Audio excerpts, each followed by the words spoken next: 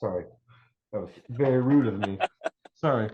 Welcome back to the Vanflip podcast with another stellar kicking off event yet again with one of my burps. Not one again. I probably haven't burped, I don't think, starting an intro for a podcast. So, Alex, you are the first. I'm joined today. I'm joined with Alex Jones, the front man for the Rochester death metal band Undeath. Welcome to the Vanflip, sir. What's up, bro? How are you? Yes, Alex here from Undeath, or the band that Lambgoat commenters like to call Who. And the guy with the name that everybody just get your fucking, frogs gay, whatever comments out of the way right now. Just throw those down below. I'm sitting with Alex Jones, the one not sued for the Sandy Hook situation. The opposite one. Yeah. It's going to be awesome for your SEOs, dude.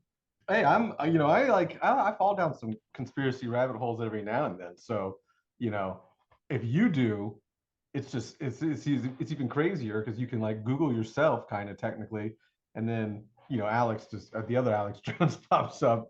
So you dabble in conspiracies, huh? Not really. I mean, I don't know. I'm not like a realist or a pragmatist or anything like that. I mean, I think a lot of that shit is entertaining. I think a lot of it is pretty cool, and there's definitely truth there in a decent amount of them. But I mean, I don't know. I have so much shit to worry about on a day-to-day basis that like I'm not really that concerned about fluoride. Like maybe I should be. Maybe that's on me. Maybe I'm just like cloaked in my own ignorance. They want you to be so obsessed with other things. You don't understand. Working. You can't take it. You can just take the fluoride in over time, and you just forget about it. I mean, maybe the fact that I've been consuming fluoride regularly my entire life has led me to be sitting in a van in a dark parking lot in Lubbock, Texas. So maybe I got fluoride to blame for the series of bad decisions that led me here. Yeah, it probably did exactly like it's supposed to, calcified your pineal gland, third eye. So, you can't see out of that bad boy. And so now you're just running, small little human loops just to kind of, make the system continue to be the machine that it is and just continue working, which is fine. Yeah, we're rocking with it, dude. I mean, it's gotten me so far. I mean, honestly, like who really needs a pineal gland? I don't even know what that is. I don't either. But I know that my teeth gotta be clean. Yeah, I mean, they've told us fluoride works for your teeth. I don't know. I'm not a scientist. I don't do the tests and have the fluoride in abundance, so it is what it is. But yeah, the frogs did turn out to be like changing sex. So Alex is right about not you, but Alex Jones, the wild one. He's right about some things every now and then, clock is right. A broken clock is right twice a day or something. Isn't that the... A stop clock is right twice a day, I believe is the expression. Yeah, it's funny to think about the other Alex Jones because I like before Sandy Hook, like before Trump, before any of like the heinous shit that he's been up to in the past, I don't know, 10 years. I remember being a kid and being aware of him just as like the Bohemian Grove guy. Like he was just kind of this fringe public access dude who had this like crazy radio show, and he was all about uncovering the secrets and malpractices of the Illuminati. And I remember just thinking like, oh, it's kind of cool that and kooky that I share a name with this like nut job, but he's like a cool nut job. And then everything just went to shit. It's like the Sandy Hook thing. I mean, whomever is in power probably needed the Sandy Hook thing to happen so they could like just dog shit all over, Alex, right. Because you brought up the Bohemian Grove thing, which is a wild conspiracy in general, which unfortunately turned out to be true, So there are some truths to all of his things, but then, he was, I think the squeaky wheel got a little too loud, and then they definitely threw the book at him with the Sandy Hook stuff, so they kind of fucked him pretty good on that. But yeah, it's crazy. You never know what's real out there, so to speak. So I'm sure having that name, you kind of had to realize that early on. You were introduced to that gentleman probably early on, and Sure, yeah. And I mean, I was a I was an X-Files fan growing up. Like, I'm familiar with the concept of the truth being out there. It's all well-worn territory for me. But I mean, I've talked to my girlfriend about. I mean, I've been dating my girlfriend for close to a decade now, and we're probably gonna get married pretty soon. I hope she's not watching this, but Well, that's this won't come out for a couple of weeks anyway, so you have some time there. what I'll just specifically direct her not to watch this specific one because we've had like a million conversations about like names and like last names and stuff like that, and we've both like never really cared, but ever since like Trump and whatever, I've told her probably 100 times now, like, hey, can I have your last name when we get married? Because like this bit is just I don't know how many years it has left on it. Yeah, Like, yeah. it's You could still you could do the you could take her name. That's not like, against the rules, so to speak. It's just not really done that often. no. I mean, hey, I'm a trendsetter, dude. I'm progressive. What can I say? I mean, maybe this is going to be the thing that makes all dudes take their wives' last names. Maybe I'm going to be the one that sets that in motion. I mean, she's got a cool last name too. I'm not going to dox her right now, but like, it's not like I'd be going from Alex Jones to Alex Hitler. Yeah. It'd be a much better transition. Yeah. Well, at least if you did go to Hitler, it would kind of, it's like it doesn't ring as well as like Adolf Hitler, like, oh, it's just Alex Hitler. It's just kind of like, Adolf's like American brother or cousin or something like that. It's totally cool. Doesn't do any of the fucking weird, bad Nazi stuff. Just like, chill kind of dude. Just on Yeah, the he like East builds Coast. snowboards. Yeah, he's He's just just like chilling. he's just a chiller. Yeah. Did Hitler have any like chill siblings who were just like not cool with the whole Holocaust thing? Oh, I have no idea. I don't know. That guy was probably so like jacked on meth or drugs for like the last, probably a decade prior to that whole situation even popping off. Yeah, I don't know. Who knows? I don't really know that much about Hitler's family, so to speak. I try not to spend a lot of time thinking about that kind of stuff. Let's get into it, bro. Let's spend the next hour just learning about Hitler, dude. I could pull up a Wikipedia, and we can kind of just go and try to like I'll even title it like debunking facts with Alex Jones on the Vanflip podcast. We'll just get some stuff popping off that way. Um, It'll be it's gonna be the last podcast you ever do. oh yeah, yeah, I will be canceled or something. Luckily, we don't have any sponsors or anything like that, so like I can't regress too much. Just I guess people stop listening, which who knows. But it's not like we're making a boatload of money and I'm worried about losing sponsorship deals. But anyway, let's enough of the fun stuff. Let's get into the meat and potatoes, as they say across the pond. Fine. Yeah, we'll get into some band stuff because like that's why we're a website. That's why you're on the road right now in Lubbock, Texas. Yeah, well, there's many opportunities to go left or right in the conversation, Alex. We'll definitely get it. We'll hit a vibe, and some things may start happening on my end, so I may get a little more crazier as the evening goes on because it is Saturday. I've been doing a lot of these. I've been doing a lot of these on Saturdays.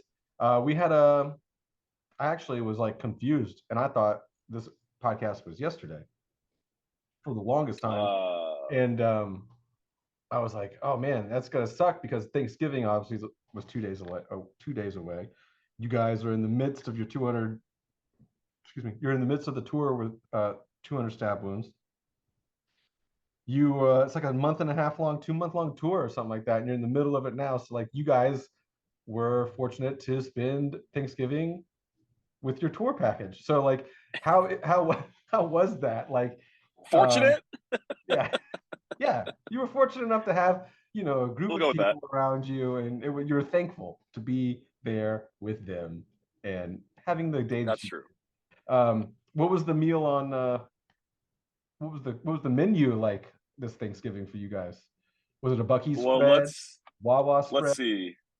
No Bucky spread, no Wawa spread. I think either of those would have been preferable to what we ended up doing. We got a massive Airbnb right outside of fabulous Austin, Texas. pretty weird city. Mm-hmm. I hear a lot of people campaigning to keep Austin weird, and let me just say that place is a little kooky. It doesn't feel like Texas.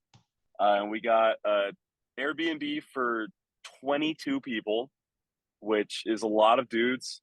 The house was not configured for 22 grown men.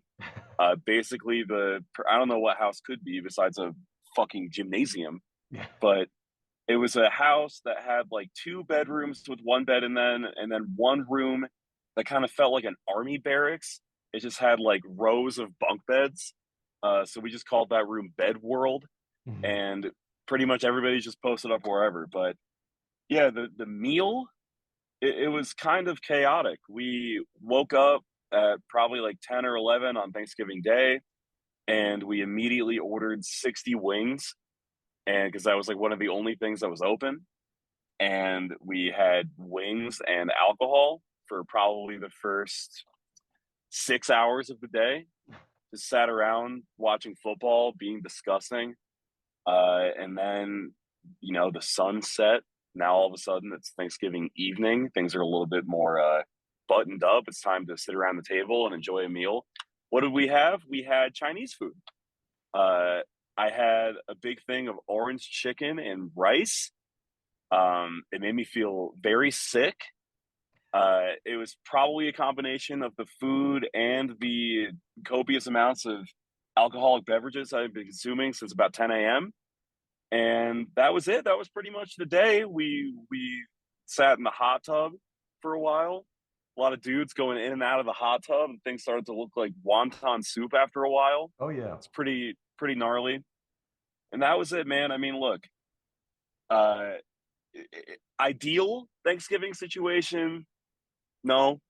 Kind of used to the chilling at home with my girlfriend, eating like traditional Thanksgiving foods and like shitting in my own toilet and like Mm. lying down on my own couch and stuff. But this is the life we chose, brother. I mean, we fully were aware of the fact that we were going to be in each other's arms on Thanksgiving, and so we were, and we made the most of it, and it was fun. We had a good time. How long in advance do you know that she'll be out? Because obviously, like tours are booked months and months and months in advance. So, like, did you know, like, February of this year that you're like, oh fuck, I'll be gone on that holiday or these holidays? Not as early as February. I mean, we've been planning what ended up being this tour for probably 5 months beforehand. So we knew it was going to start in November. Let me do some quick math with my fingers here. So that was like October, September, August, July, June. I'd say like early June, we started planning the tour. And we Mm. knew it was going to be sometime in the fall, winter area. So we all kind of had the inkling that we were going to be gone for Thanksgiving this year. So it is what it is. Also, it's a fucking bullshit holiday anyway, man. I mean, it's just I'm not like a Thanksgiving purist. I'm not Yeah. trying to preserve the integrity of the spirit of Thanksgiving. Yeah, the more that we find out about that Columbus guy and the Yeah, it turns out he pilgrims, wasn't that great. yeah, the more we find out about that stuff, just maybe we just kind of like just keep the turkey tradition and just be like, hey, we just on this day we just cook some cool foods. But yeah, Yeah, the more we find out, the worse it becomes. yeah. I mean, I'm a big boy. I mean, I just like any holiday that's centered around food and consumption.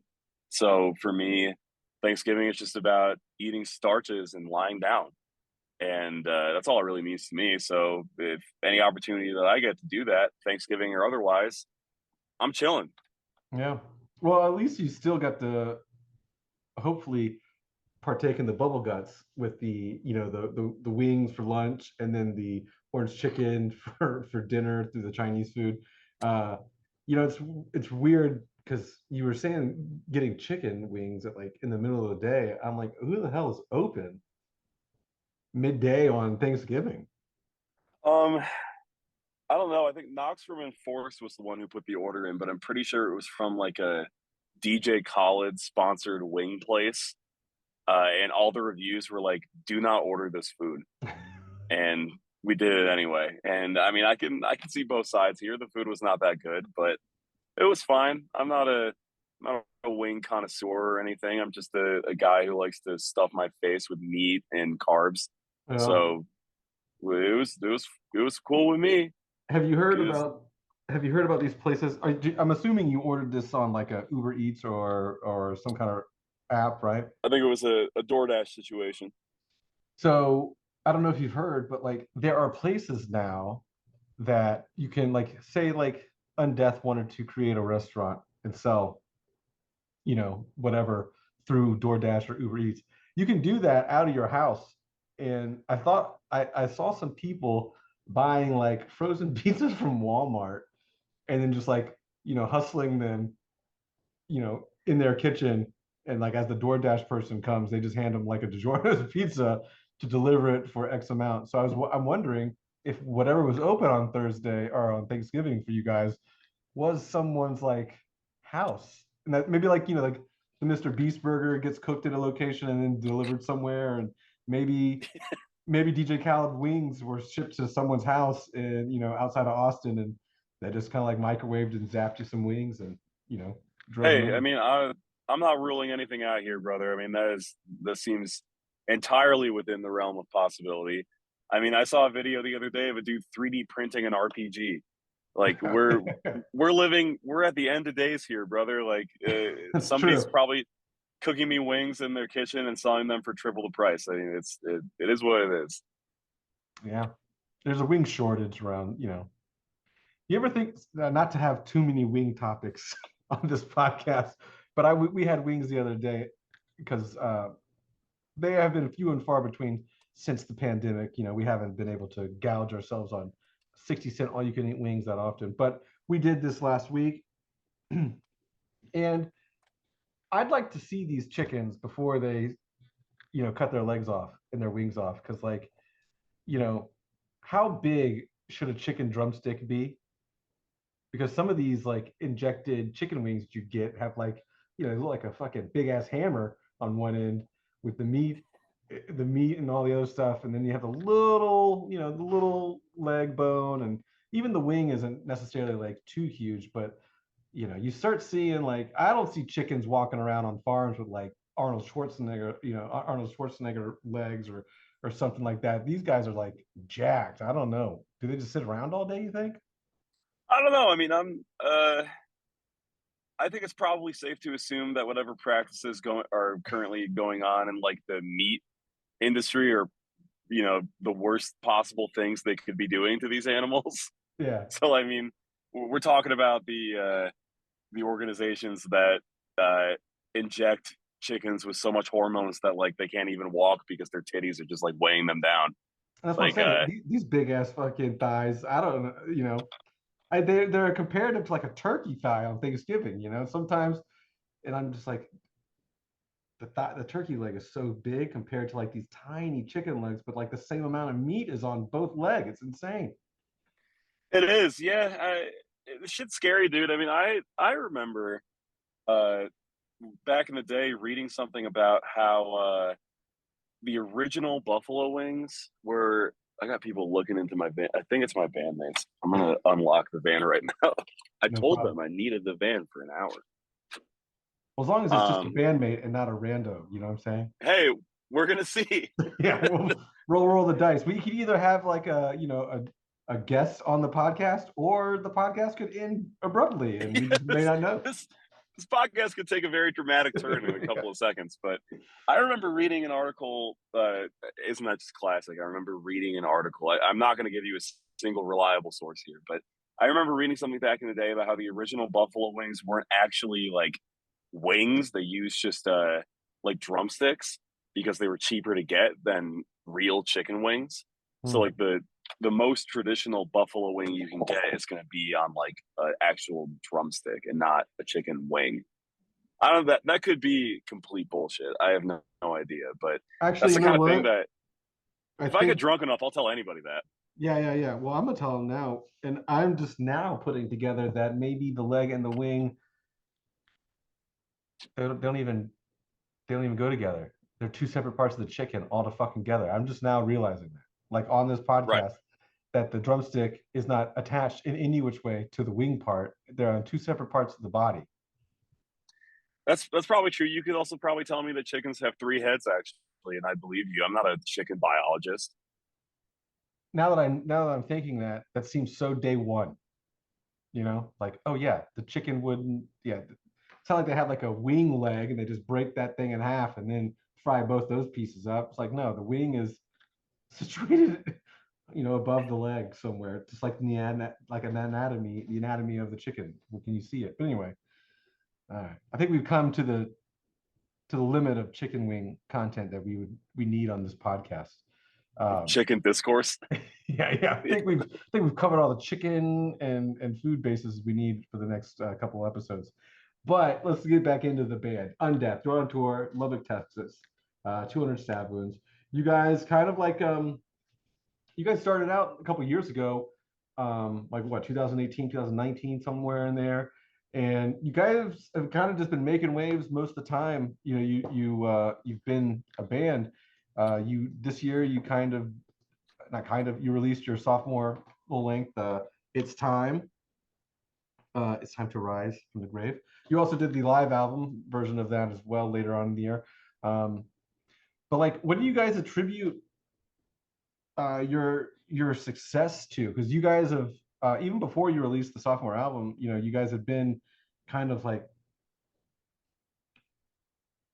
getting a lot of love all over the place, and your band and you yourself, Alex, have been um, you've done a lot of things, like you were on the death metal roundtable with a bunch of the other frontmen with Cannibal Corpse and everybody like that, or Corpse Grinder from Cannibal Corpse on there. So you guys are kind of being talked about in the same ballpark as all these kind of like big death metal bands from 20 years ago, 10 years ago. What do you think attributes to that success, or like to that?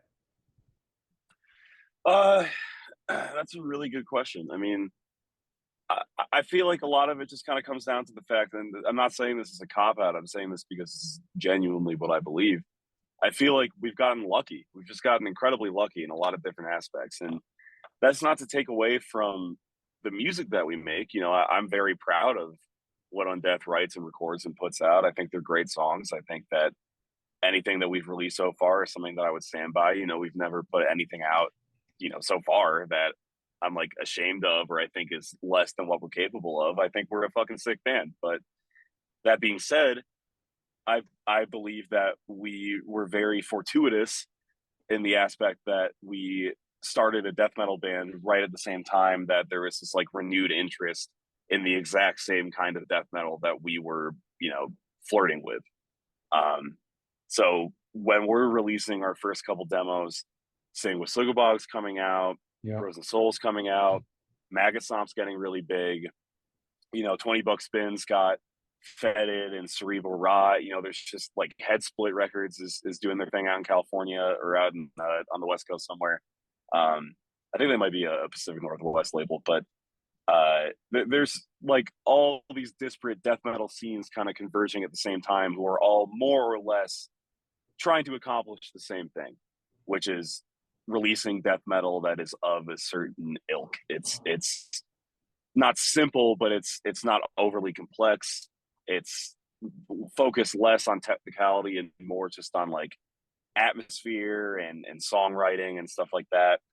And we were right in that mix right from the very beginning, and we just got very lucky with the timing of everything, and we benefited hugely from that, because even though we only ever released one tape with Maggot Stomp, and it wasn't even like officially a Maggot Stomp release, for the first like 2.5 years of the band, we were just constantly listed as a Maggot Stomp band, Yeah. because we like we associated with all those bands, we played shows with them, and also we were just like similar enough that people kind of lumped us in with that whole scene. So we benefited tremendously from that. But overall, I'd say like the success of Undeath, like whatever success we've achieved so far, it's a mix between like just sticking to our guns and doing what we do and people responding well to it. It's like that, and also just being in the right place at the right time. Interesting. I was hoping you would give me some kind of like wild ass explanation about how your form of death metal is different or sexier or groovier than the other forms of death metal, because like in my own like life, and I definitely agree with you that death metal is definitely on like another tear in the last couple of years. Like, and every band that you mentioned, every label you mentioned, again, I can confirm that the same is going on my end too. Like I see all these things, death metal is becoming so huge, and it's just like it's weird because again, like I was just getting to, a lot of it is to the layperson, like it sounds a lot like each band kind of sounds the same, and not in a bad way, but like I was hoping like, oh, we take these elements from death metal, but we also take these elements from fucking something else, and that gives them more of a reason to stand out. Um, but also because I was trying to think as like why you stood out, because like I see bands on the internet all the time, and that's mainly where I see like where the trends would go. Like if I see a band name come up a lot of the time, whether it's yours, Whiskey Boggs band, 200 Stab Wounds, like all these death metal bands, like I see like get so much, you know, there's a whirlwind about them on the internet, like Twitter or Instagram or something like that, and all these bands eventually do kind of start getting signed bigger deals, more fan base and stuff like that. But I just really try to figure out like how these just wild forms of music, because hardcore is also becoming like another generation of hardcore kids is coming up, and all these kids are like wanting like heavy beat down, breakdown hardcore, and like fast punk hardcore, and like a lot of crowd killing. Like crowd killing is becoming a thing again, but like same with this metal stuff. Like a lot of these like really really extreme older versions of metal, like death metal, are coming back strong. And yeah, I was just hoping that you'd give me more of like a clarity as to what sets Undeath apart. But it's also probably Sure. something that you guys don't even realize, right? Like you're just out there doing your thing, and whether it's you're creating music that your influences have influenced you on, or if it's just you doing your thing in general, like you found your place in the world, and the people that are taking that art in or taking that information in are doing with whatever. And I don't know, I don't necessarily know if like Rochester, New York is like the birthplace or like the mecca for like popular death metal, but here you guys are. It's not. I mean, No, I'll I tell know, you, I I'll know. tell you factually, it's not. I'm from Florida. I know what the fuck's going on. We have a lot of death metal and stuff like that down in Tampa or in the I central. mean, I mean, look, like as far as what sets Undeath apart, like you're right. It is hard to put my finger on personally because I'm like so personally involved with it. Mm-hmm. It's hard for me to kind of see it from an outside perspective, but and it's difficult to talk about these things with and not like piss somebody off, but like the way that I You're kind of on see it. you're on Lambgoat's podcast. We piss everybody off all the time. So Yeah, go you're ahead. right. Fuck it. I mean, it's like the people get so fucking uptight about, well, I shouldn't just say people, like metal people get so fucking uptight about the whole like hardcore kids doing metal thing. Mhm. And it's like personally, I've never really seen it as an issue. I think like no matter who it is, whoever you can get involved in metal and have them like becoming excited about it and making new bands that people are stoked about, like that's good for metal as a whole. And as far as Undeath goes, the thing that's always kind of been interesting for me watching how people respond to our band is I constantly see us lumped into that conversation where people are like, "Oh yeah, it's just fucking hardcore kids making watered down death metal, dude. Like this band, Undeath." And then I look at my bandmates and I'm like, none of us are hardcore kids, Yeah, I was gonna say like like, do at you guys? all. Yeah. Like look at us, dude. Like we are clearly as fucking like degenerate metal freak nerds as it gets. Like, yeah, we like hardcore. We have a healthy appreciation for it. Like I grew up going to hardcore shows. Kyle grew up going to hardcore shows. Tommy did too. But like we went to just as many, if not more, metal shows. And as far as like the music that was like most influential to us growing up, the stuff that we like bonded over the most with like our peers growing up, the stuff that influences our music, it's not hardcore. It's metal. Like we're Mhm. metal guys that listen to metal all the time. So I think if anything makes Undeath stand out from like the current wave of other metal bands, it's the fact that we're not really that influenced by hardcore. And I know people are going to hear that and they're going to completely shit straight through their jeans and call me a liar and say that, like, that no matter how many times I deny it, I am a hardcore kid, even though I'm not. But it's like, we draw influence from metal bands. We draw influence from shit like Cannibal and At the Gates and Cryptopsy. Like, we're not drawing influence from breakdowns. We're not drawing influence from like heavy ass mosh parts. Like, we think that shit is cool. We think it's cool when other bands do it, and we think that, you know, our songs every now and then have like heavy ass, like ignorant parts like that. That's obviously stuff we're still interested in including. But for us, like, we view ourselves as a death metal band 100% of the time. We're interested in writing like fast, riffy death metal music.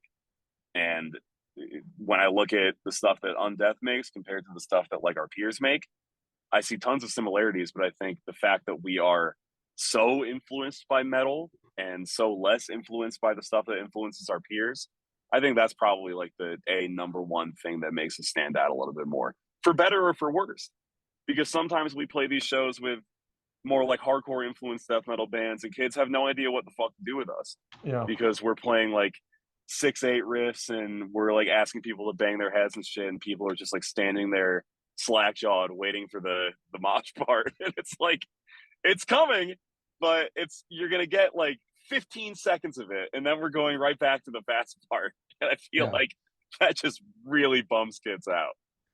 Yeah, and probably so, because a lot of, you know, you brought up like the hardcore crossover, because a lot of bands, you know, and especially in death metal and tech metal and all the other like extreme metal versions, you're starting to see more of like a, I don't want to say like a hardcore crossover like you used to, like, because I kind of lump that in with like metalcore. If you take sorry, not crossover, but if you take hardcore and mix it with metal, then you would basically have like metalcore in my head. But you have this new kind of like thrash crossover hybrid of like hardcore and death metal and tech metal.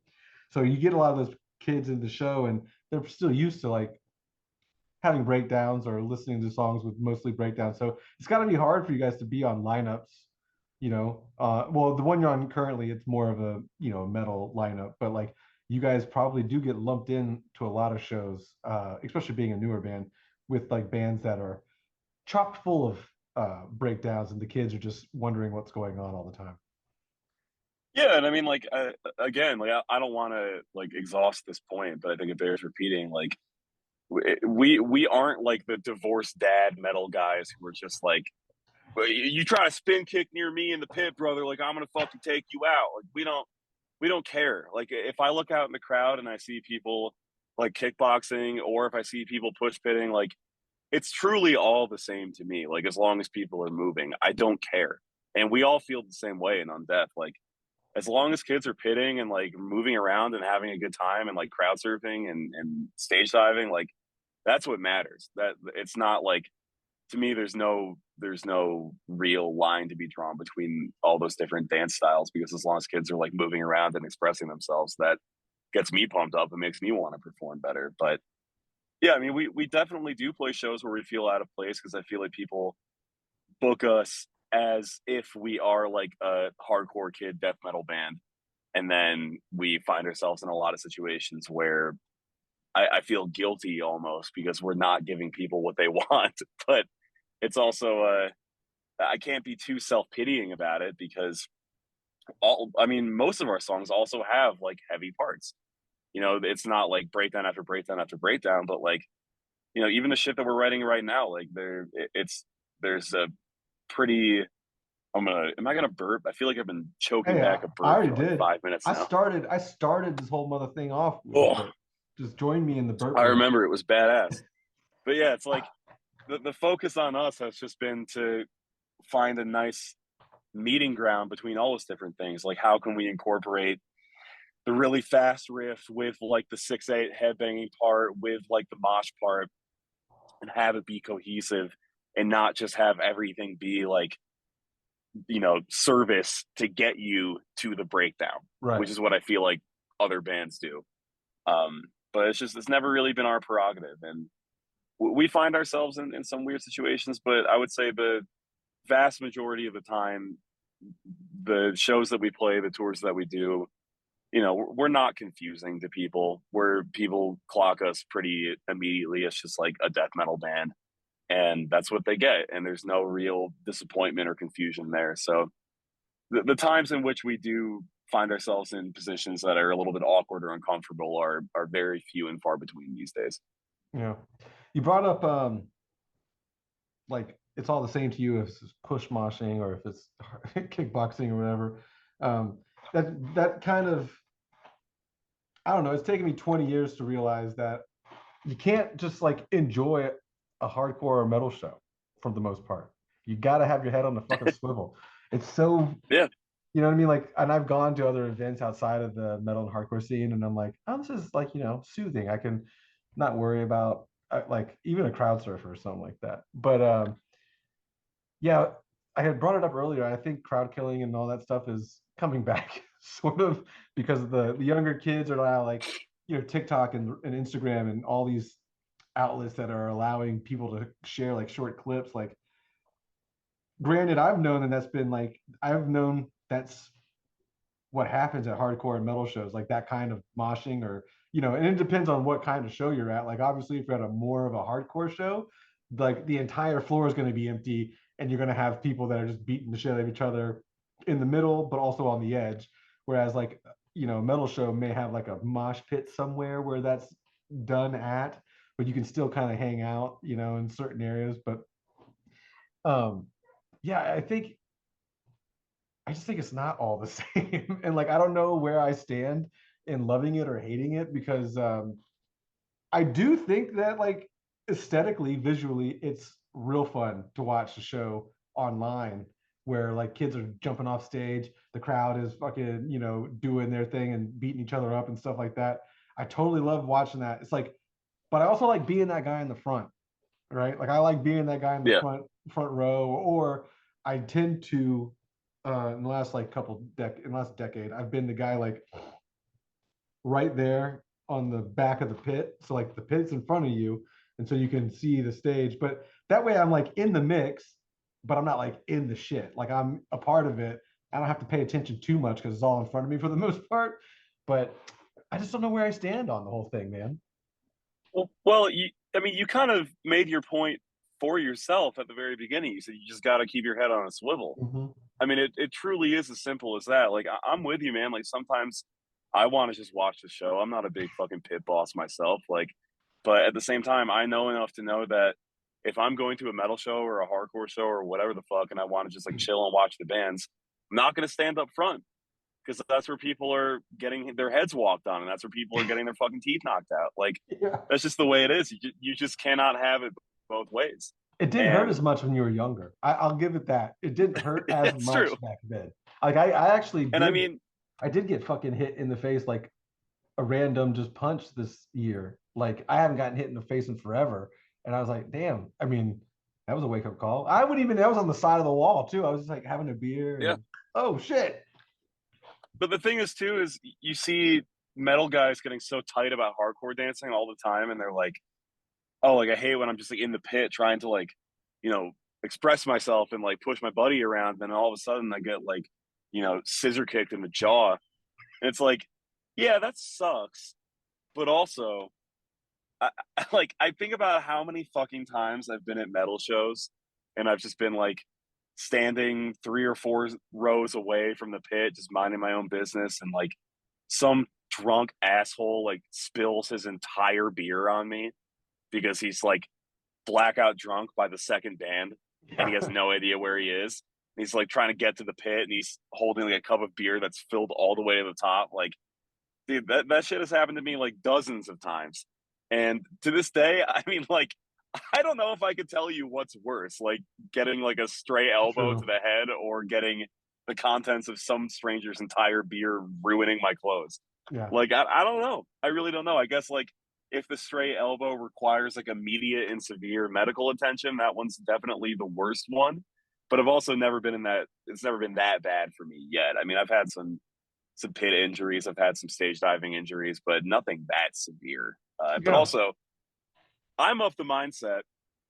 Maybe this is a controversial take. I don't know. I think moshing is cool. I think all forms of moshing are cool. I love when kids mosh at our shows in any capacity. I think it's dope.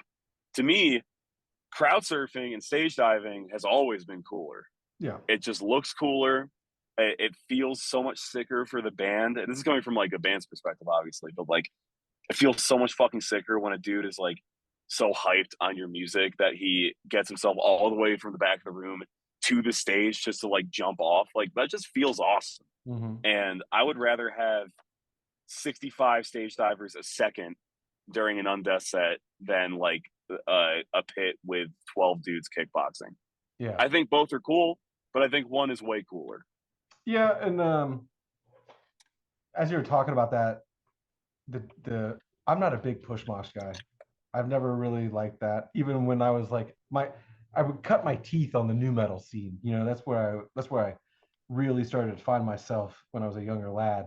I started doing, you know, the cool new metal stuff, and even then I'd go to like You got weird Loco. yeah, I would get like I'd go to weird shows, like new metal shows, and I'd see people like just running into each other, and I'm like, it just seems like so lame. Like I mean I don't get it, but Yeah, I've got friends who feel the same way, and I understand why it might look kind of goofy, but to me, like as somebody who, I mean, most of the shows that I go to these days are shows that I'm playing. yeah. So like, because I don't know, when I'm home and I'm off tour, oh, I had Whataburger earlier, dude. That shit is fighting back in a major way right now. Better out than When in, I'm I like at always say. home, yeah, that's true. I mean, maybe we'll see what happens. Maybe if it gets worse, I'll just puke all over my phone and we'll call it a day. But when I'm home off tour, I'm not really trying to go to a ton of different shows. I'm just like fucking lame and a poser like that. But when I'm on stage looking out at the crowd, if I see like a huge pit that's open and it's full of like people hardcore dancing, I'm thinking to myself, that's sick. If I see the opposite and I see a pit that's full of just like this writhing mass of people push pitting, I'm thinking that's fucking sick. You know, there's both are pretty much equally sick in my mind if they're both executed at their highest possible level. I think from the stage it does look sick either way, but like if I have to look over and I see a bunch of grown men just like constantly running into each other over and over again, it's like, what do you guys got going on in your life? You know what I'm saying? Like, I I, don't know. Like, I will give you that because sometimes I'll be on stage and I'll be looking at like a huge push pit during our set and I'm like, holy fuck, dude, this must be how like Obituary felt. Like this is amazing, dude. Like this is what it's all about. it's And like you then I get get those off one. stage and I Go ahead. Sorry, finish it. I was gonna say, and then I get off stage and I look at like the Instagram stories of our set, and it's like people filming from the side of the pit, and I'm like, oh my god, that looks so fucking goofy, dude. Yeah, the whole thing about like, you know, and because we started doing a lot more as far as like going to events, you know, Lambgoat starting to like be more of a presence out and about in the real world. Um, so some of these like festivals that we go to, I'm not going to name any festivals, but if you followed us, you know what festivals we go to. The ones we go to that share a diverse crowd. Um, you know, a lot of those, it's just when you mix like the rock crowd with like the metal and hardcore crowd, that's when it gets weird. And like every time we get to like some of these like festivals where they're like all day, all night type thing, it's like these dudes with no shirt and like long hair that are like 45 years old and drinking beer all weekend long. No, you know, like, you know, sunburnt, got like the green tats now that are like all black, but they've like faded in the sun. They're all green now. And like Yeah, they just want to like relive linebacker practice back in high school. They just want to like fucking run into the same dude a million times. And it's always like, as a person who's looking at everything, you never know, like, all right, these two dudes getting pissed at each other, and like one dude's like taking it a little too seriously, and you know, then you have females that come into the pit, and you're like, oh no, and that big guy is still in there. It's like, oh, now you're clotheslined, or took the shoulder, and now well, you're out. we had to stop our set for the first time ever the other day in where was it? Shit, where were we? It was somewhere on the East Coast. Was it? No, we weren't quite in Florida yet. It was Baltimore. We were in Baltimore. Um, and like we've had fights during our sets before. Like it happens. We just keep playing and let them sort it out. Like it's not a huge deal to us. But uh, it's always funny to me when people fight during our sets because like we've got heavy parts. Like I get it, we've got like mosh parts for sure, but we're not like we're kind of like a good time band. Like our whole vibe on stage is like let's just fucking have a good time and like jump off this shit and like just party. But we're not like a get in the pit and like absolutely fuck somebody up band. Yeah. And we tour with those kinds of bands all the time. But for some reason, people fight during our set. Like it's so weird. Like we did a tour with Sink with Sugarbog, out to Psycho Las Vegas and back. And like I love Bog, like those are my fucking homies. But that's a band that like is totally justifiable to fight during. Yeah, that's a beat those ass band for sure. Yeah. those riffs are tailor made just to like whoop ass to. But no one ever fought during their set. They fought during our set, almost as if they were practicing and then they got worn out. It was so weird. Like there was like a full on brawl at our show in Houston, and it was so bad that somebody was holding up like a T-shirt that had the WWE Raw logo on it, like they were brandishing it over the fight. Like it was just comical. Yeah. And I'm just yelling over the band. I'm like, "Why are you fighting during this set? Like, wait 40 minutes. What are you doing?" Maybe they don't want to waste the time. They, you know, I mean, they're so amped. They don't want to. They know those songs are like to beat ass to, but you know, they just want to watch those songs too. Maybe I don't know. Maybe I don't know. I mean, but I digress. Like the other day, we were in Baltimore, and I thought it was a fight happening because I saw like flashlights out and shit, and I was like, man, whatever. Like we just kept playing, and then I saw the flashlights starting to point at the ground, and then I noticed there was just like a girl just unconscious in the middle of the pit, and I was like, oh, that's a little different. So I had to like wave to everybody to stop, and I had to like direct the crowd to give the girl some room so that her friends could like help her out of the venue. And I guess what happened was we were like 2 songs into our set, and just 3 enormous dudes were just throwing haymakers in the pit and just clocked some girl who was about, I don't know, 250 pounds lighter than them, and also like 8 inches shorter. Yeah. And they just completely duffed her, and she was unconscious. And I guess she was on the curb right afterwards being like, where am I? Like, what the fuck happened? And like that was kind of scary. Like I don't ever want to see people get that hurt during our sets. Like I get that injuries happen. I've seen tons of busted lips and like black eyes and shit. Like those are just pit casualties. Like it just goes to the territory. But I don't want anybody getting like irreparable brain damage during our set. Like that should be me. I should be the only one getting like so fucked up, like from jumping off the stage and cracking my skull on the ground that like I can't perform anymore. Like that should be my territory. That's not on you guys. It is crazy, like, because like you say, it's always some like big ass dude, and the kind of crowd killing that I also like. The move, there's 2 moves I hate the most. One is the flying off the stage and then just putting your feet forward and just like, I don't know, face kicking everybody. That move I don't like, and I've had that happen to me.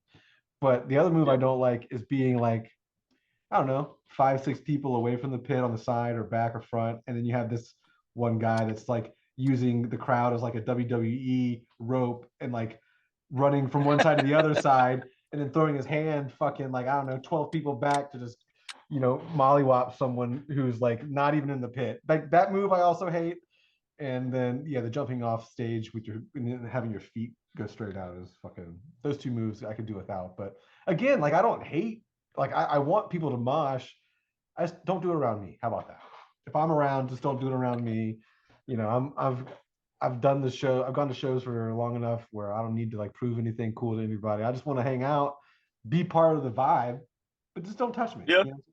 I don't need your hair. I mean, like your sweaty skin. I don't need, like, you know, I've been to a lot of metal shows. You gotta employ some common sense here, brother. Like if you're going to see, I don't know, who's like a relevant like heavy hardcore band. Like if you're gonna go see God's Hate tomorrow, like and you are not interested in getting mushed on, stand in the back of the room, because otherwise you are fucked. Yeah, like somebody is going to hurt you. Yeah, just watch the Hate 5-6 video or something. That might be the safest bet for you. Yeah. But if you want to go see, I don't know, like Cannibal tomorrow, you could probably find some space in the middle of the room where no one's really going to fuck with you. Like it's not like the whole room's going to be a war zone. I'm pretty sure that these days Cannibal is pretty much exclusively in the domain of like the drunk long hairs who just want to push each other around a little bit. Like, You might get some I don't think circle pit anybody's throwing. action. Yeah, like some You might get some speedy circle circle pit pits. action. You might get some like dudes pogoing and fucking their knee braces up. Like you might see some shit like that, but I don't think anybody's throwing close fists to Cannibal unless they play like LBB next year, in which it's a completely different story. Yeah, yeah. See, like, and that's another thing too, is like we want to get involved in more of those, like, those festivals, FYA, Sound and Fury and stuff like that. And like watching Sound and Fury this year was definitely some FOMO. But then, like, I'm thinking in my head, I'm like, God, even if I was on stage, I'd have probably just been like fucking hating it, because like it just seemed like a fucking free for all for most of the time there. And like, it's just one of those things where like I'm the kind of person that I have ADHD, so like when all these things are going on, my attention is fucking going everywhere, and I'm not paying attention to the one thing that I probably should be paying attention, like the music, the band, or anything like that. I'm always just like, oh, dodge that guy, or fucking look at over there, that person's getting laid out, or fucking crazy. But yeah, I mean, I definitely want to. I don't want to deter anyone from moshing. Just keep your sweaty self away from for the most part. Yeah, I mean, you also gotta just like recognize the fact that like metal less so, because there's tons and tons of types of metal that are perfectly suitable to just stand there and watch. But if you're talking about hardcore, like that's a participatory style of music.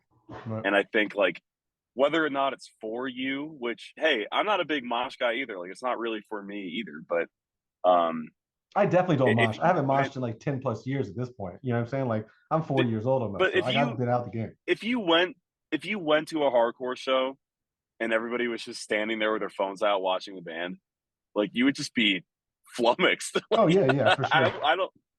I would be so confused. I definitely, and I'm not saying I'm out of commission. I definitely will still stage dive.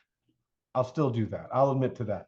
But I definitely don't like get into the pit and like start swinging my shit or I might two-step on the edge every now and then. But again, dude, my move, like the Alex special, is I stage dive, find myself in the pit, and then I just beeline out like to the back of the room. I'm done. I'm duck cover. Yeah, it's like I was interested in getting my one stage dive off. I'm not trying to mosh with you guys. Like, just get me out of here. I actually was trying to avoid this pit altogether and ride the crowd to the back. Let me get a couple questions before I got a couple questions that hopefully don't spill into like 10-minute conversations, but they can. So, I'll do my best. Yeah. How long should a death metal record be, and what is too long for a death metal record? And how much death metal should a person listen to in one sitting? That's a three-parter there, big guy. Three questions. Okay. The first one was, how long should a death metal record be? Yeah, like what's the ideal death metal timeline? The timeline. All right, I'm not going to get cute about this, and I'm not going to say like, well, if it's a proggy death metal, like I don't know. I think records in general, I think 35 minutes or less is the sweet spot. I think once you start pushing 40, 50 minutes, you better have a really good reason to justify like longer run times like that. And like all of my favorite records that I can think of, like they're between 30 and 35 minutes. And I think that's more than enough time to say what you want to say on a death metal record. I think both Undeath records are like 35 minutes or less. So you're correct. That'll be my answer for that. What was the second part? How long should somebody be listening to death metal for? No, the second one was, what is too long? Is it anytime?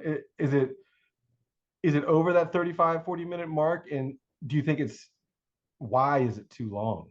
Because it's just a lot to intake, and that leads into the whole like sitting in one sitting.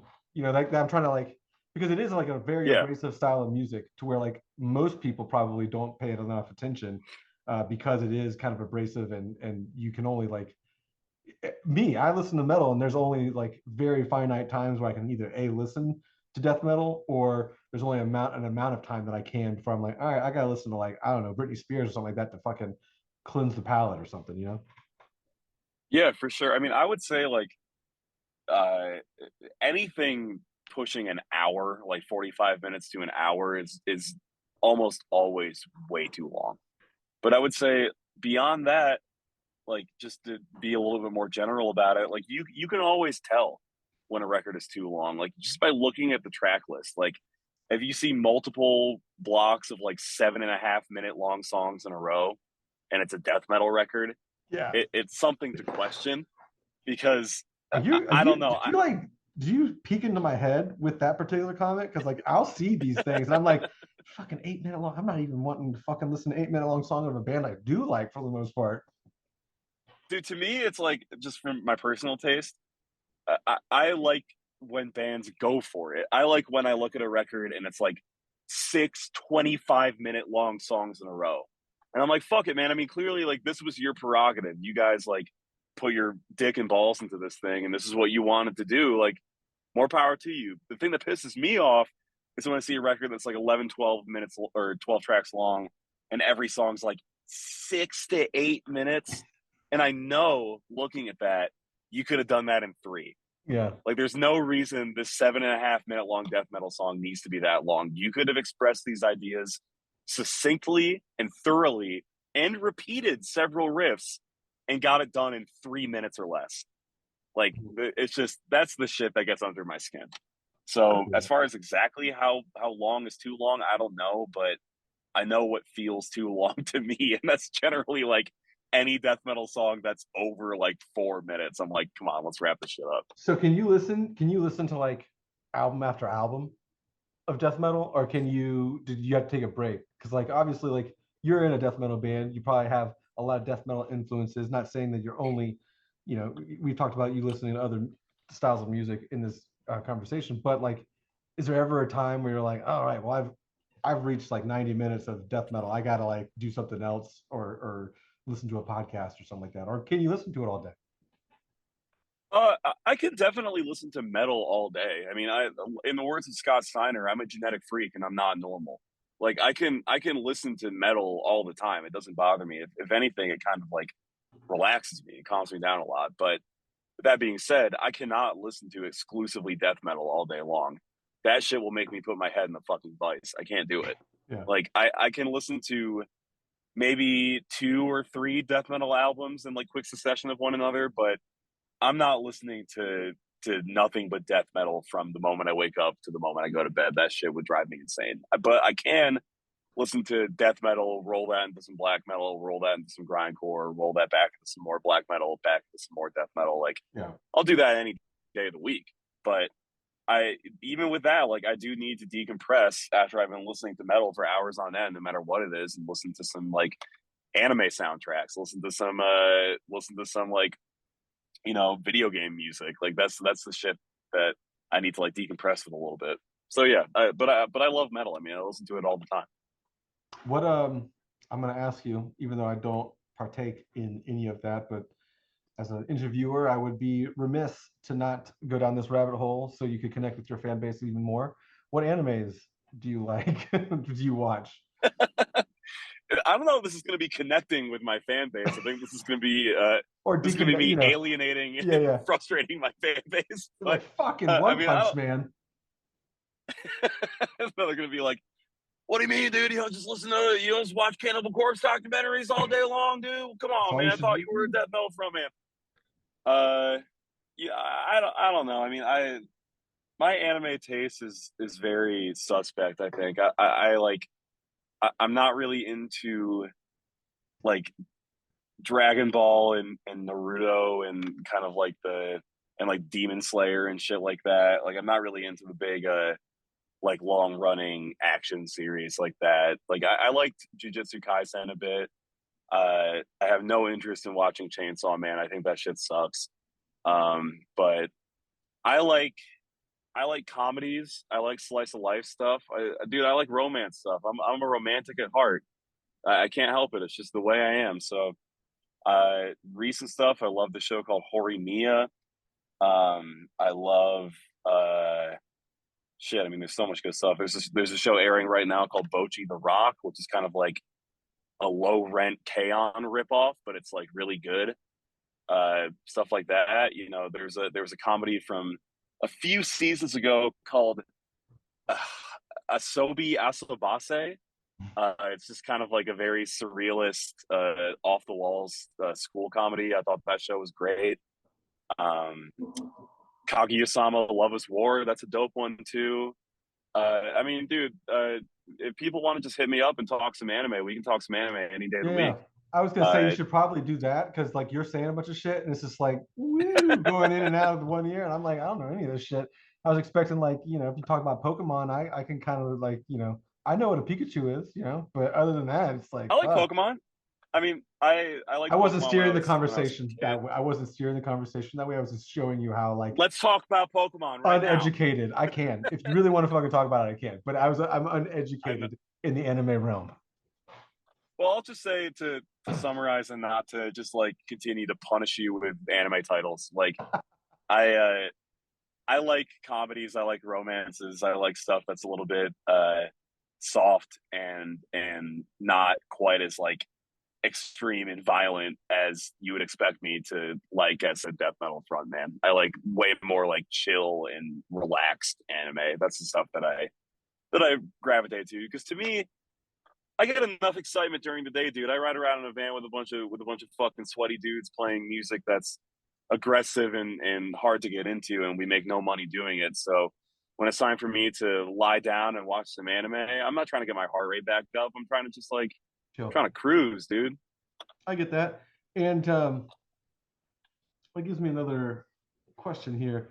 Um, not that I have known, not that I have like dissected your lyrics, for each album to a T, but for the most part, death metal does have like, a kind of, I don't know, lyrically, death metal is usually very like, oriented around death, so to speak. You being somewhat of a fun guy, so to speak, quote unquote, like, you're a comedian, Wow, thank you. you like you like comedy, and you just said like you're romantic at heart, you like to watch romance, you know in your content, yada yada. Like, what's it gonna take for like a death metal band to be like a serious death metal band, but like lyrically be maybe like a fun party band or something like that? Or do you or and you could even like add elements of like romance to your lyrics of like zombies falling in love or something. I don't know. I like, again, I haven't dissected your lyrics or anything like that, but like do you do you ever think about that when writing lyrics, or like how, and like can I stick out a little bit more if we're talking about something that's not necessarily like about death or like rotting corpses or like eating people and stuff? Yeah, I mean that's an excellent question. I mean, you would have to get one of our guitarists, Kyle, on here because he writes the vast majority of our lyrics. Oh, interesting. But I mean, like our song "Lord of the Grave" on our first album, "Legions of a Different Kind," like that song's just a ballad. It's a ballad structure. The songs are or the lyrics are kind of like forlorn and romantic almost. Like the title is Lord of the Grave, and the song is about being like the necro overlord of the undead army pretty much. But like the perspective it takes lyrically and the way that it kind of approaches the subject is kind of, I would say it's almost like a romance in a way. It's got some classic drama to it. But as far as being like a party death metal band, I mean that's, if you ask me, that's kind of like the lane we're trying to carve out for ourselves right now. Like we're Well, that's not what I'm trying saying. to Like as be. as like as your personality or something like that, maybe like a party Yeah. or like a more fun group of people, which I think would be a bonus in that realm, because fucking metal is all like so serious all the time. You know what I mean? Like to have like a cut up guy would be, or a cut up band would be kind of fun. But like even like with just like lyrically, would a band step out like and go like total Weird Al Yankovic death metal style? Like would it be worth it for that person or that band to do so? And does that, who knows? Maybe that sparks like a whole nother genre that's not like it's death metal, but like you know, sunshines and rainbows. Yeah, I don't know. I don't know if that.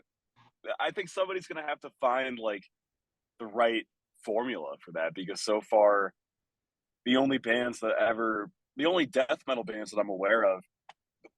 Oh, that was disgusting. The only death metal bands that I'm aware of that ever like fully dive into the comedic aspect of it are like full on parody bands like Cannabis Corpse or something, you know, where like the Necroglobicon or focus anything. is, or Necrogoblicon, where like the focus is not the music, the focus is the joke. And like it's like that shit's not for me. I totally understand the appeal, but what we've been trying to do with Undeath is like, yeah, our lyrics are pretty macabre and disgusting, but the way that we carry ourselves live, whether it's just like the energy we bring on stage to the fact that I'm just basically like practicing my stand-up routine in between songs, like all that shit kind of rolls into this overall package where we are, I think, consciously and unconsciously trying to like really carve out a niche for ourselves right now as being the death metal band that's like, we're not a tough guy band, like we're not going to beat your ass, but we're also not this like aloof mysterious band who everything is shrouded in mystery.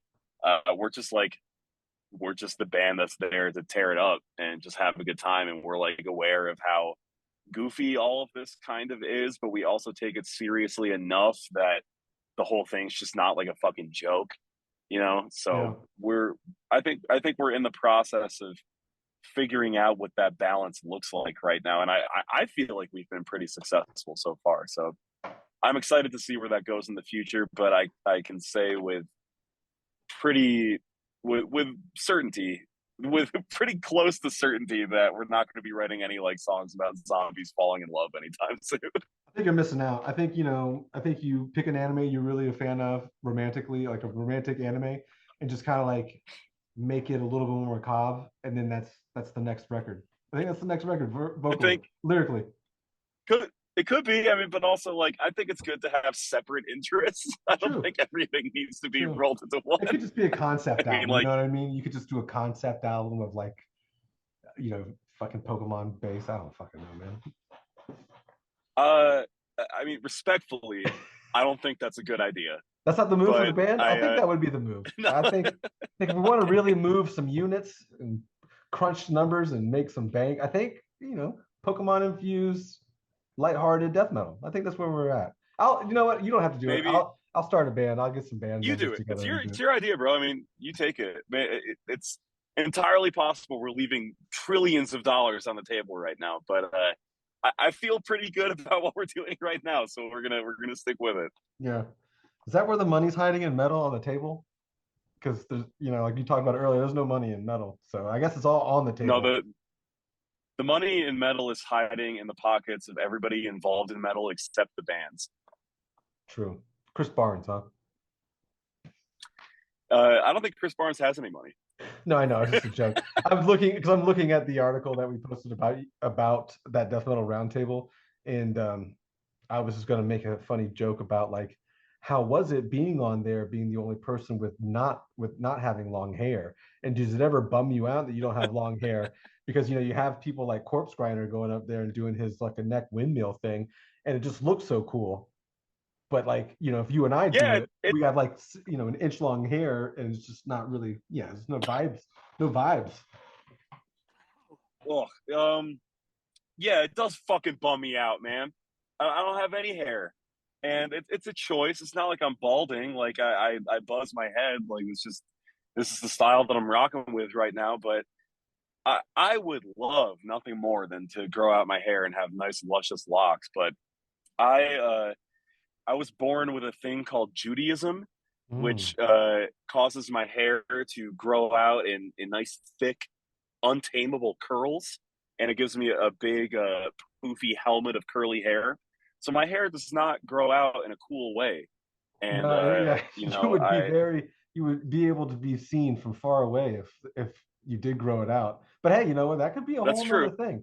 That could be a That whole nother gimmick we're that looking at here. is that see the Pokemon gimmick. I don't know. I'm dubious about that, but the being the only death metal frontman with like a Cedric from Mars Volta head of curly hair. I think that there might be something there. Maybe I was planning on buzzing in my head again tomorrow at the hotel, but maybe I'll just let it grow for a while now. I think what we should do is maybe let it roll for 6 months, and we'll just see how it happens. Like, see what happens. Like, let's see how your hair looks in the windmill in 4 or 5 months when you got a couple more curls in there. Yeah, fuck it, let's do it. I'm gonna credit all of it to you. So whether or not if it turns out good, then I'll send you a nice little Undeath royalty check for 0.0016 cents. If it turns out bad, then I'll hop on the Lambgoat comments and just say something horrible. Oh yeah, it won't be the first time. You know. Is there a lot of Jewish kids that are into metal? It doesn't seem like it goes hand in Into hand that metal? often. Like, I mean, how did you fall into it? Or were you, we're everywhere, bro. I know that. I mean, I got some of my one of my best friends is Jewish, but he doesn't like metal. And he's my go-to for these things. It, it probably depends. I mean, I grew up in a household that was not like observantly Jewish, really. Like, we celebrated Hanukkah casually, but we also celebrated Christmas because it was fun, you know. So I never went to temple, never went to any sort of like religious service, never was bar mitzvah or anything like that. You know, it was like we were a family that was Jewish by heritage, less by practice. Gotcha. So in that sense, it was super easy for me to get into metal personally because my parents just, it's not that they didn't care, but they were just happy to see that I was, you know, developing an interest in something, and that they thought that was cool. For other kids, I mean, I don't know, like, just like any major religion, Judaism can get really fucking strict really fast. Yeah. And I'm sure if you're dealing with a more orthodox household, metal is completely off the table. So in that sense, I'm sure none of those kids ever get a chance to really like dive into metal. But I mean, I don't want to dox him, but Devin from Staying with Sugabog is also a chosen person. Oh, nice. And he kind of looks like me too, which is crazy. But he and I are. I was actually looking at Jewish dudes. I was actually looking at your photo on what is it, the Metal Encyclopedia, whatever the website, Metal Archive. And I was like, dude, he looks just like fucking Sanskritski Bog's guy too. Like, you could, it almost could be you on that photo. We look like brothers. I look like Devin if he was born in like Uzbekistan or something, but and not like Ohio. But hey, both Jewish. Go figure. Yeah, both Jewish. Two Jewish dudes fronting death metal bands, and we look almost exactly alike. I mean, you couldn't write a better story than that. But I think plenty of Jews listen to metal. I think there's nice little Jewish boys and girls and people out there everywhere who like metal. I think it's just it's a genre of music that doesn't really discriminate. So if you're into metal, it doesn't matter. I'm sure there's kids of all walks of life who are into it. Yeah, I was actually kind of hoping you'd be from like a very strict Orthodox Jewish background, and then it would be some kind of like, oh, my coming of age, I had to like leave my family behind and just pursue this love and passion. But no, it's just like, I grew up Catholic, and I just like hated being Catholic for a long time, and then I just was like, I'm not Catholic anymore. I'm just not going to do any of that. But I did go to, you know what I mean? I did go to church and do all that. So I was hoping you'd have that similar, but it's all good. No, very, very boring story. My parents were very cool and supportive. Yeah, it sucks. Because like, again, shout out to Karen, shout out to Owen. Shout out to Karen. Man, does she hate having her name be Karen these days? Because, you know, kids aren't family of unfortunate names, dude. Yeah, people aren't getting named Karen a lot these days, I don't think, you know. No, but she's a sweet woman, and if anybody ever made fun of my mom for being named Karen, I would probably beat them within an inch of their life. It's not Jewish of you. It's not very Jewish of you. But to close it out, you mentioned that you practice stand-up in between your sets. So I think you should send us off with one of your best, whether it's, because if you do stand up for real, I would love for you to do like one of your best bits. I don't. Or jokes. Oh, come on. I don't have like written material. I just say that in the sense that well, I'm just talking shit in between songs. Like, I go off what the room gives me. It's not like I have like index cards with my jokes on it. Are you a fan of comedy like that? Do you think Yeah. that you'll ever do stand up though? Because like you are on stage and you do have to pander and crack a little fucking wise cracks every now and then. But like, do you ever think that you would do open mic or try stand up legitimately? Yeah, I mean, I would. It's something I've considered for a long time. I mean, Then I hit me with a joke. Go go. for it. Let's go. I'm putting you on the spot. I have nothing off the top. I don't have jokes. What is this? That's what you You know do what when you're you like? you ask somebody. You You're like gotta put those them on the people. spot. No, you're like those people that are like, oh, you draw? You like drawing? Draw Draw me something something now. right now. Exactly. That's why I was doing that because I know that that's the worst thing possible. It's like, oh, you sing? Sing me a song right now. Sing your best song. I love it. That's why I I mean, I said don't that. know, dude. Like, I, I like stand up. It's something I've thought about like giving a try every once in a while, and I think I would be well conditioned to it because I go through so much embarrassment and debasement being the front man of a band like on a nightly basis. So I feel like I would be relatively comfortable with the concept of like bombing. I don't think it would fuck me up mentally too much because like my Bomb every whole night. life is already a yeah, my whole life is a fucking joke, dude. Like who Show up to the cares? venue. Show up to the But venue. There's 10 people there. Yeah, it's also all good. fuck it. Nice. Fuck it, dude. We're rocking with it. But yeah, I mean maybe someday, you know, who knows? Maybe when the millions and millions of dollars I'm currently investing in from death metal stop coming in, then I'll turn to a much more profitable field of stand-up comedy. Good. Well, I'm also glad that you've taken that money and invested it into FTX. So you should be going to the Yep. moon fairly soon, and you can leave all Yeah. this squabble behind, of van life and death metal solos and fucking gross long hair. It's all you don't need it. Yeah, I haven't checked my NFT portfolio in a couple months, but I'm sure everything is still worth millions of dollars, If not more now, because more if not time's more. gone on. Yeah.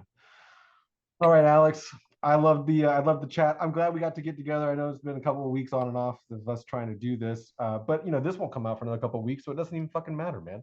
You know, who God knows? damn it. This may be a fucking 2023 release. I think we're like 6 weeks back. Wow. So you're like Hello from the episodes. past. Hey, are you high as fuck yet? No one knew that I had done that, but no, no, I'm not, and I'm kind of bummed about it, to be honest with you. Like, because now we're sitting at like 75 minutes. So, either it's right around the corner or I've wasted my time. So, The second that we get off this thing, you're gonna be folded. well, Guaranteed. if anything happens, I can definitely text you now. So I'll let you know. Um, Yeah, let me know if you need a trip sitter. yeah, right. Wrong drug, but maybe later. Cool. Well, yeah, Alex, good luck on the rest of your tour. I'm not sure if you guys are coming in the near future here, North Florida. I know you just came to Orlando and Tampa on this last tour, and maybe Miami too. But yeah, I think you were here with Dying Fetus, right? Did you guys play with Dying Fetus and Body Snatcher here, Frozen Soul? Yeah, you guys were here Yep. for that, so I caught you there. Yep. Yeah, that was a fun tour. I remember that one. Yeah. Of course, I remember it. It was like 5 months ago. Yeah, it's like the letter around the corner. But yeah, best of luck to you guys. Continue. Hopefully you guys continue all your success and standout success going forward. Definitely want to touch base about the new record when we have more time. So we'll get into that at a different time or whatever. But yeah, anytime that you want to be like, I know that you wanted to do some like Lambgoat stuff. Just you have my number, you have my email. Hit me up. We can always juggle some kind of like content or column or not a column, but like you can write something or whatever. We can always figure it out, man. But best of luck, and yeah, thanks for coming on. Cool. Thanks, buddy. This is fun. Appreciate you having me on.